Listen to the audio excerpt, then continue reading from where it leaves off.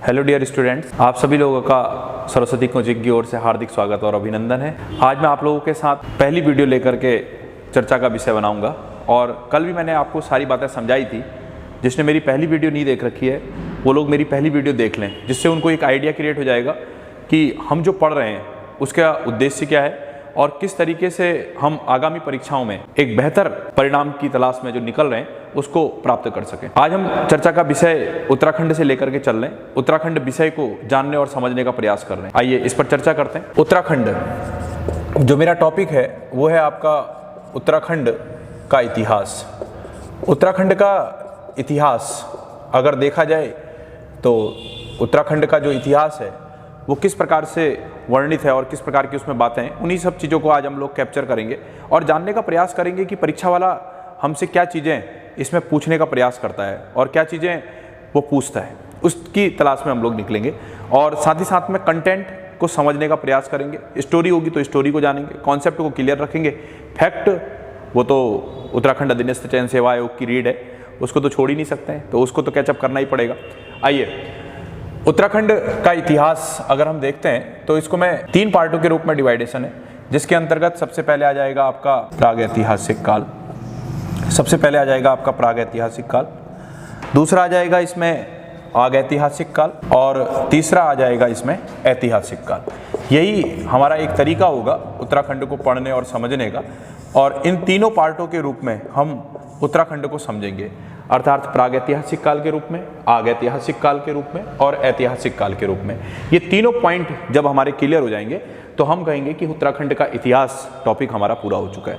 आप सब जानते हैं कि उत्तराखंड के इतिहास से बहुत सारे प्रश्न पेपरों में, चाहे पीसीएस का एग्जाम हो, चाहे यूके ट्रिपल एससी के अंतर्गत एग्जाम हो, हर एग्जामों में बहुत मैटर इससे पूछता है। आपको मैंने कल भी समझाया था कि उत्तराखंड का पेपर अधीनस्थ चयन सेवा आयोग के द्वारा 40 नंबर का पार्ट उसमें से लिया जा रहा है और लगभग 20 नंबर तक के आने की संभावना इसी पार्ट से रहती है उत्तराखंड के इतिहास से।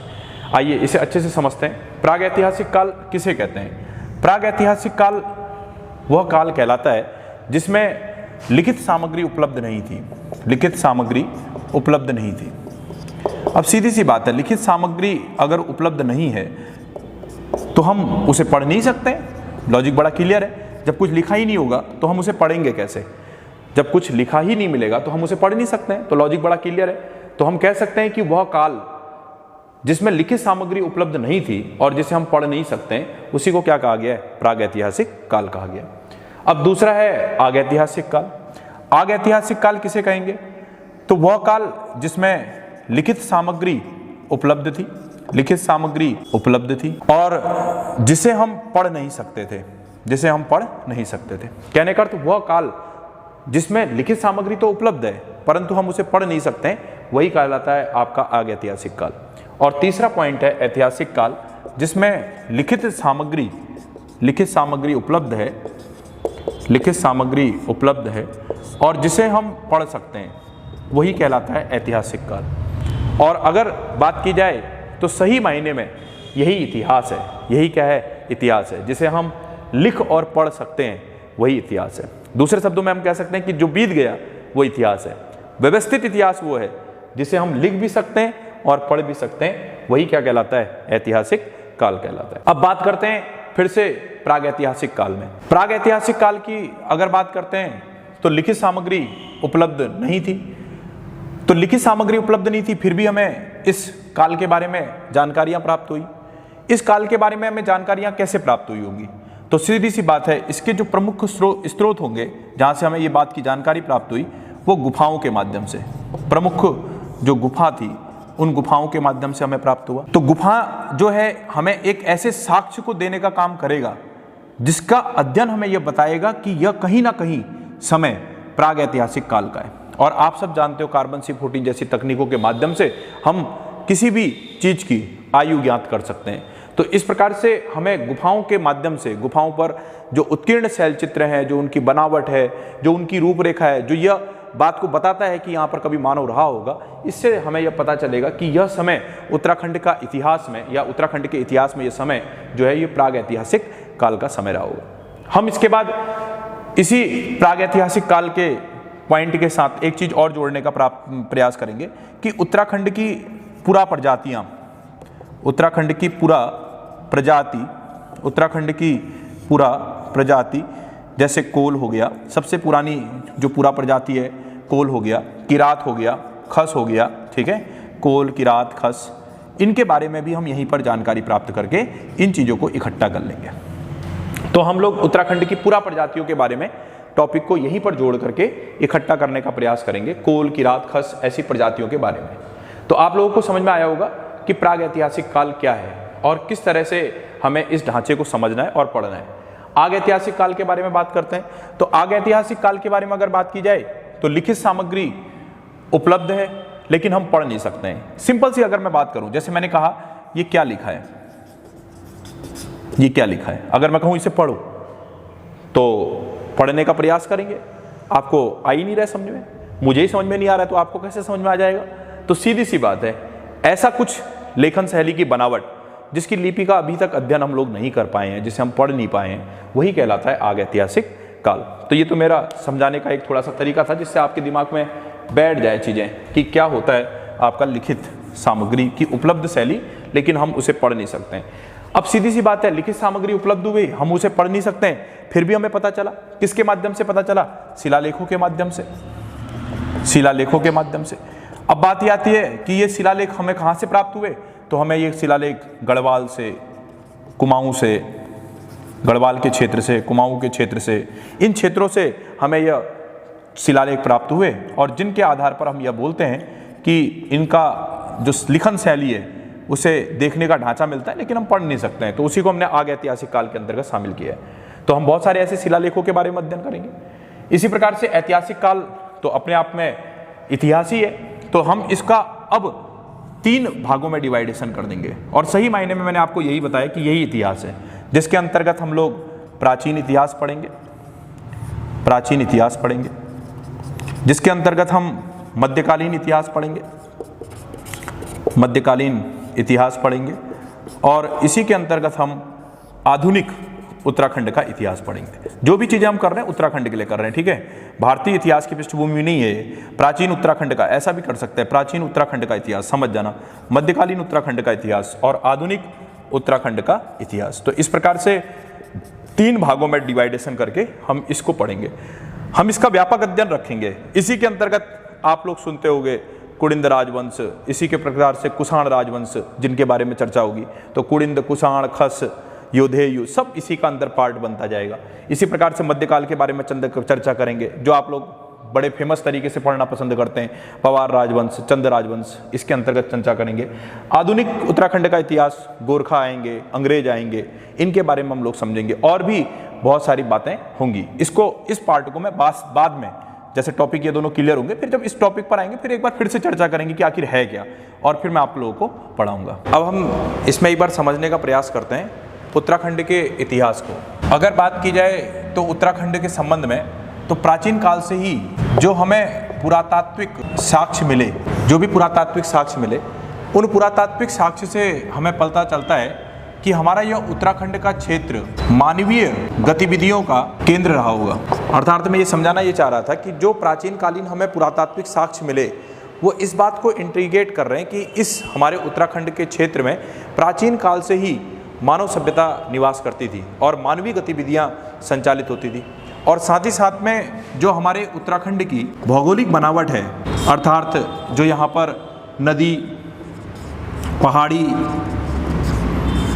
घाटी का जो क्षेत्र है, नदी, पहाड़ी, घाटी का जो क्षेत्र है, उस क्षेत्र में ऋषि मुनि, ऋषि हो गया, आपका राजा हो गया, तपस्वी हो गया, इन सभी लोगों को भी एक अट्रैक्शन दिया और वो इस क्षेत्र में आकर के तीर्थाटन के लिए, तीर्थ यात्राओं के लिए इस क्षेत्र की ओर आकर के प्रेरित हुए हैं। तो इस तरह से उत्तराखंड की भौगोलिक बनावट जो है वो अत्यधिक अति प्राचीन है, जिसके कारण से ऋषि मुनि, राजा, महाराजा, तपस्वी लोग यहाँ पर तीर्थाटन के लिए, घूमने के लिए, तीर्थ यात्राओं के लिए इस क्षेत्र में आते रहते थे। तो इनसे हमें यह पता चलता है, जो ये पुरातात्विक साक्ष्य मिले हैं, इनसे पता चलता है कि यह क्षेत्र मानवीय गतिविधियों का अति प्राचीन क्षेत्र रहा होगा। अब चर्चा का विषय ये बनाते हैं कि जो उत्तराखंड का इतिहास है, जो मैं आपको पढ़ा रहा था उत्तराखंड का इतिहास, उसमें प्रागैतिहासिक काल के बारे में। अब नाम ही से लग रहा है प्रागैतिहासिक, ये दो शब्दों से मिलकर के बना होगा। प्राक धन ऐतिहासिक, ऐतिहासिक माने इतिहास, जो इतिहास से भी, प्राक माने पुराना, जो इतिहास से भी पुराना है वही क्या है आपका प्रागैतिहासिक काल है। जो इतिहास में भी पुराना है वही प्रागैतिहासिक काल है।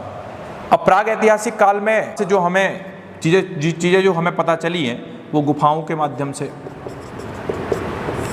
शैलचित्र के माध्यम से, मृदभाण के माध्यम से, मानव कंकाल के माध्यम से जो चीज़ें हमें पता चलती हैं, उससे यह पता चलता है कि यह हमारा उत्तराखंड का क्षेत्र कहीं ना कहीं प्रागैतिहासिक काल का जो समय है वो पाषाण युग का समय था।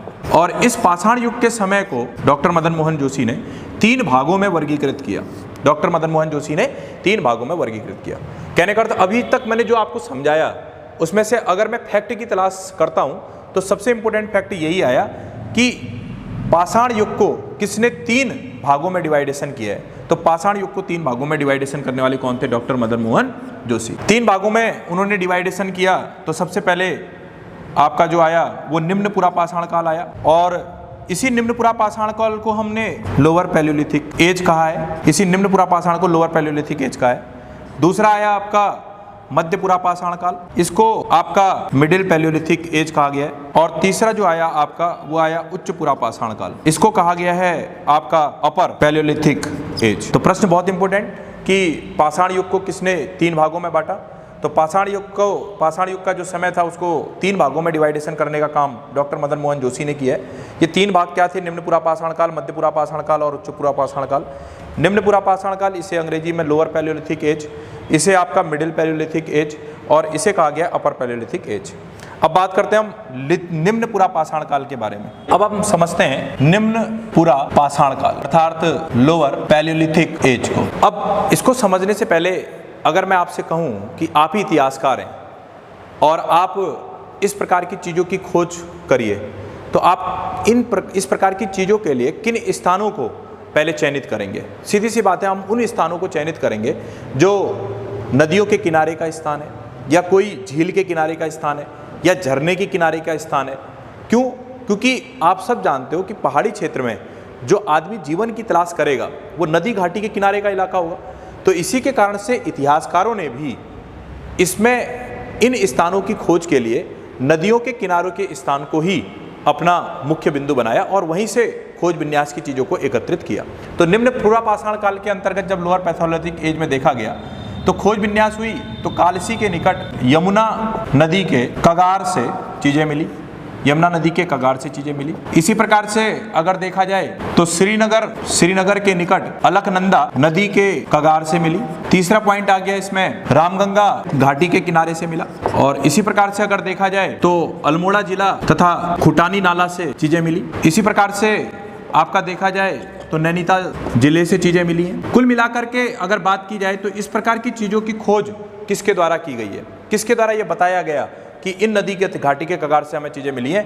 तो उसमें जो खोजकर्ता के रूप में आते हैं 2 लोगों का प्रमुख नाम है डॉक्टर केपी नौटियाल और दूसरा नाम आता है डॉक्टर यशोधर मटपाल। तो प्रश्न बहुत इंपॉर्टेंट कि निम्न पुरा पाषाण काल से संबंधित जो चीजें हमें प्राप्त हुई हैं नदी घाटियों के कगार से, उनकी खोज किसके द्वारा की गई है? तो डॉक्टर केपी नौटियाल और डॉक्टर यशोधर मटपाल के द्वारा की गई है। आइए अब समझते हैं मध्य पुरा पाषाण काल को, जिसे अंग्रेजी में बोला जाएगा मिडिल पैलियोलिथिक एज।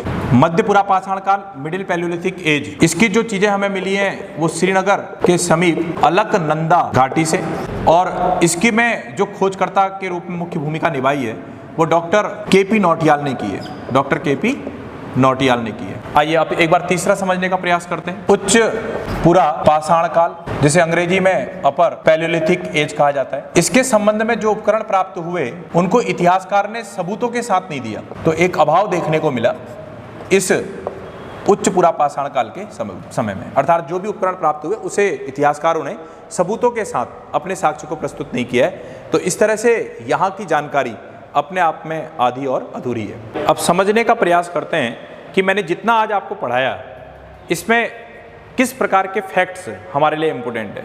सबसे पहला फैक्ट, वह काल जिसमें लिखित सामग्री उपलब्ध नहीं हुई उसे क्या कहते हैं? तो आंसर है प्रागैतिहासिक काल। दूसरा प्रश्न है कि प्रागैतिहासिक काल को ही हम पाषाण युग कहते हैं और इस पाषाण युग को 3 भागों में बांटने का काम किसने किया है? आंसर है डॉक्टर मदन मोहन जोशी। ये 3 भागों में किस प्रकार से डिवाइडेशन है? तो आप सब जानते हैं, आपका निम्न पूर्व पाषाण काल, मध्य पूर्व पाषाण काल और उच्च पूर्व पाषाण काल। अब चर्चा का विषय करते हैं कि निम्न पूर्व पाषाण काल के संबंध में जो खोज करता है वो उनमें कौन कौन शामिल है? तो डॉक्टर के.पी. नौटियाल और डॉक्टर यशोधर मठपाल, इन दोनों के नाम महत्वपूर्ण है, इनको याद रखेंगे। इसके बाद नेक्स्ट क्वेश्चन बोलते हैं कि मध्य पूर्व पाषाण काल के संबंध में खोजकर्ता कौन है? तो आंसर है डॉक्टर के.पी. नौटियाल। इतना ही पार्ट जो परीक्षाओं के लिए फैक्ट के तौर पर महत्वपूर्ण है, बाकी समझाने का पार्ट था, एक कॉन्सेप्ट था, उसे समझना जानना जरूरी है, तभी जाकर के ये चीज़ें आपके दिमाग में दीर्घ काल तक बैठेंगी और परीक्षाओं में आप इसमें आसानी से चीज़ें कर पाएंगी। तो आपको मेरा ये वीडियो कैसा लगा आप मुझे ज़रूर बताएं और मेरे इस चैनल को लाइक कीजिए, शेयर कीजिए, सब्सक्राइब कीजिए, जिससे मेरा मोटिवेशन बढ़े। और इस वीडियो से संबंधित अगर कोई भी डाउट है तो उसे मेरे पर्सनल नंबर जो नीचे लिंक है उसमें मेरा पर्सनल नंबर दिया जा रहा है, उसमें जा कर के ज़रूर बताएं। और अगली वीडियो हम इससे भी महत्वपूर्ण लेकर के आएंगे और उसमें भी एक कॉन्सेप्ट, फैक्ट और स्टोरी का भाग रहेगा। जय हिंद, जय भारत, जय उत्तराखंड।